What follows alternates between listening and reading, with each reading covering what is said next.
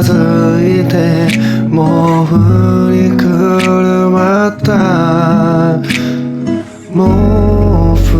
の幅に君は少し狭いと文句を言ってるけどそれも幸せでいつも同じ話して同じように笑ってくれたいつもその優しさに惚れ甘えてすがりついたら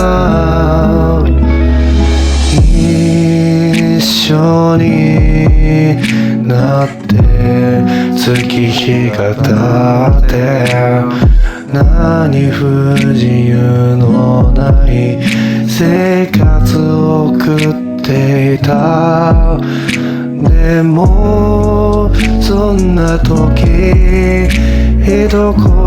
僕に別れようとそのまま走っていたいつも同じ話して同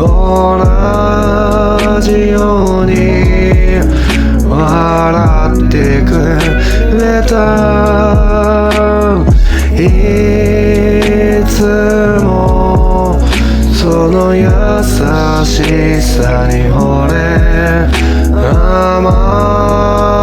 えてすがりつ